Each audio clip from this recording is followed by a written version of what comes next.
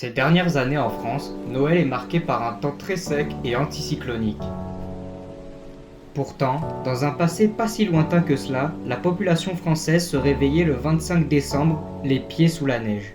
Nous allons aujourd'hui, ensemble, faire un bond dans le passé, jusqu'en décembre 2010. Dans cette série, nous reverrons les phénomènes météorologiques les plus marquants qui ont concerné la France. Alors prenez votre machine à remonter dans le temps, direction décembre 2010.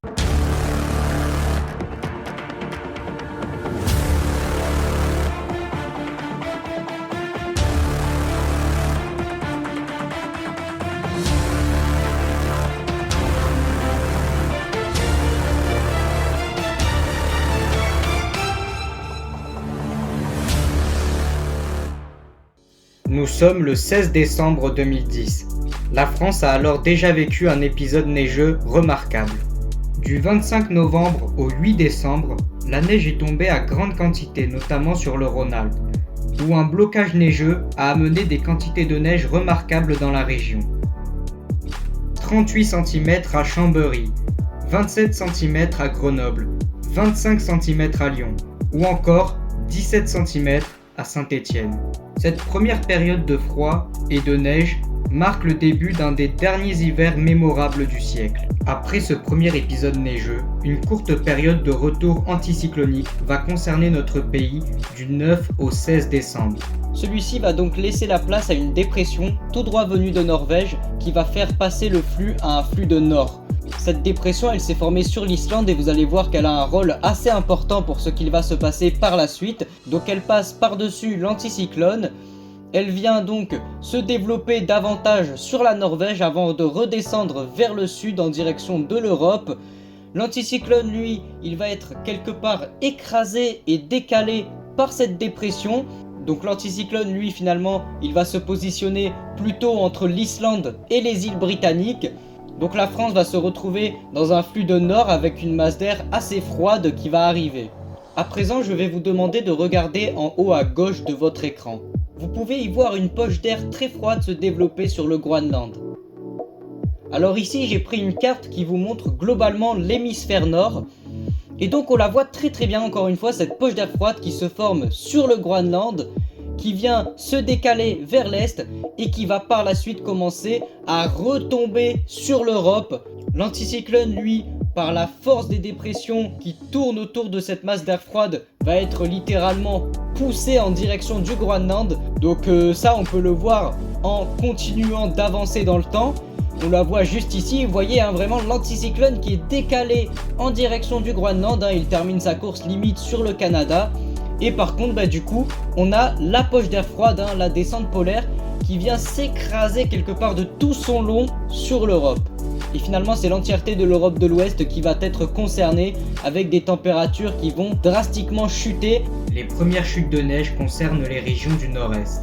Amenées par une ligne de grains, les températures passent légèrement sous les 0 degrés dans un premier temps dans la moitié nord du pays, puis sur l'intégralité du pays. Ce 16 décembre, les chutes de neige vont s'accompagner d'un important vent d'ouest, donnant une impression d'une véritable tempête de neige.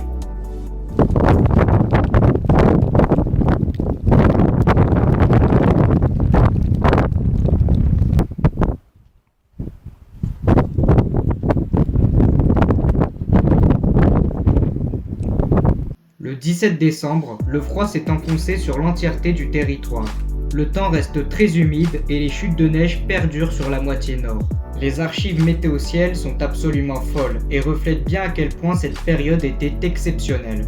Les centimètres de neige commencent à s'accumuler dans de nombreuses régions, jusqu'à 10 cm en pleine par endroit.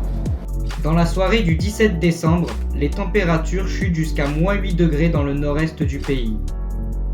Entre le 17 et le 22 décembre 2010, le flux s'oriente plutôt à un flux océanique, plus doux.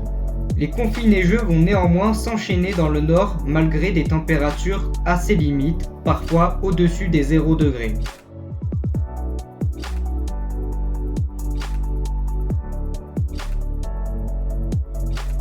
« 23 décembre. La dépression s'enfonce dans la Méditerranée, le flux s'oriente davantage à un flux d'est continental. L'effet produit est une baisse des températures. Celle-ci passe par conséquent sous les 0 degrés sur la quasi-intégralité du pays. Et ce qui n'était seulement que des précipitations sur la moitié sud se transforme en d'importantes chutes de neige. De nombreuses images amateurs montrent l'importance des chutes de neige sur la moitié sud.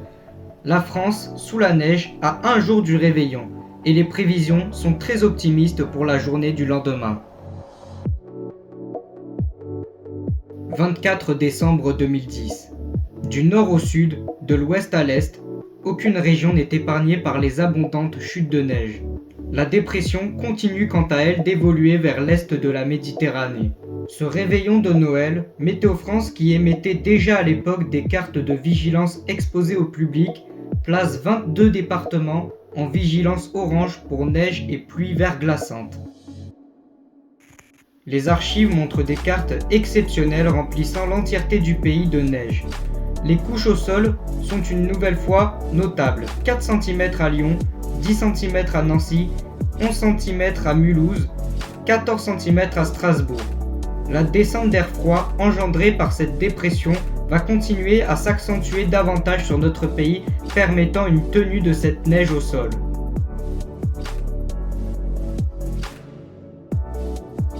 Ce 25 décembre, dû à un air très humide et froid, la neige a tenu dans une grande majorité des régions françaises. La dépression va s'évacuer définitivement par l'Europe de l'Est, laissant place à une poussée anticyclonique. Ce genre d'épisode neigeux qui peut durer plus de 2 semaines parfois se font de plus en plus rares en France. Alors bien évidemment, ces dernières années, la neige tombe et continue de tomber chaque hiver en France. Malheureusement sur des durées qui sont de plus en plus courtes, ne dépassant rarement plus de 2 jours. En tout cas, la suite de l'hiver 2010-2011 sera marquée par d'autres épisodes neigeux marquants, notamment en mars 2011. L'année 2010 aura été une année exceptionnelle, mais pas seulement d'un point de vue neigeux, mais également sur le plan venteux et orageux, notamment avec des phénomènes historiques comme la tempête Xynthia ou encore l'orage extrême du 12 juillet 2010.